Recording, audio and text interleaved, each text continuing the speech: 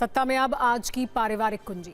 ये कुंजी उन बच्चों के लिए है जो अपने बुजुर्ग माता पिता की देखभाल नहीं करते, उन्हें बुढ़ापे में बेसहारा छोड़ देते हैं, और उन माता पिता के लिए भी जो अपने बच्चों की बेरुखी के कारण अभावों में अपना बुढ़ापा बिताते हैं।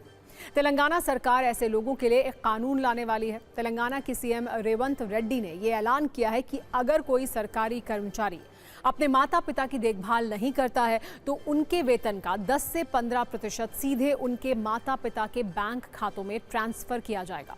यानी अब तेलंगाना के सरकारी कर्मचारी अपने बूढ़े माँ बाप को बेसहारा नहीं छोड़ पाएंगे। सरकार ने उनके रिश्तों का ऑडिट शुरू कर दिया है। इसे ऐसे समझिए कि अब तक तेलंगाना में सरकारी कर्मचारियों की सैलरी स्लिप में basic, HRA, special allowance, tax, PF समेत अलग अलग कॉलम होते थे। तेलंगाना सरकार के इस कानून के बनने के बाद सैलरी स्लिप में एक और कॉलम जुड़ जाएगा, जिसे आप पेरेंट केयर डिडक्शन कह सकते हैं, यानी माता पिता को मिलने वाला हिस्सा। तेलंगाना सरकार जो नया कानून लाने वाली है उसके मुताबिक माँ बाप की सेवा नहीं करने पर सैलरी कटेगी। सैलरी से 10 से 15% तक की कटौती होगी। काटी गई सैलरी माता पिता के खाते में जाएगी। माता पिता अपने हिसाब से खर्च कर सकेंगे। ये कानून बेटियों पर भी लागू होगा। तेलंगाना सरकार ने घोषणा की है कि इससे जुड़ा बिल आगामी बजट सत्र 2026 में विधानसभा में पेश किया जाएगा। वेतन कटौती तभी होगी जब माता पिता की ओर से शिकायत मिलने पर जांच में उपेक्षा की बात पुष्ट हो जाएगी। इसके दुरुपयोग को रोकने के लिए उचित सुरक्षा उपाय भी किए जाएंगे। एक बार सुनिए सीएम रेवंत रेड्डी ने इस पर कहा क्या है।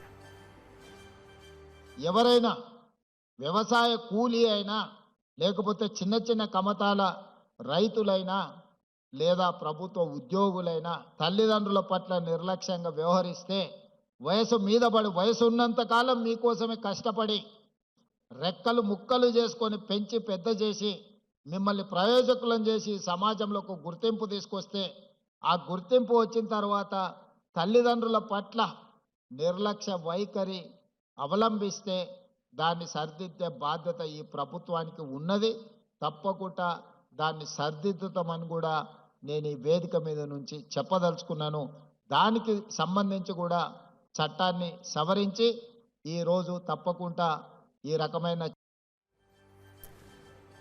तेलंगाना सरकार जिस तरह का कानून बनाना चाहती है वैसे कानून असम में पहले से मौजूद हैं। तेलंगाना सरकार इस मामले में असम की प्रणाम योजना का अध्ययन कर रही है, जहां ऐसा कानून पहले से प्रभावी है।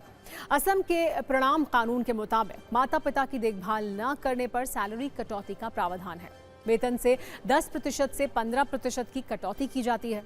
इतना ही नहीं, दिव्यांग भाई बहनों की देखभाल न करने पर भी सैलरी कटौती होती है। चीन में भी ऐसे कानून मौजूद हैं जहां अपने माता पिता से मुलाकात करना जरूरी है।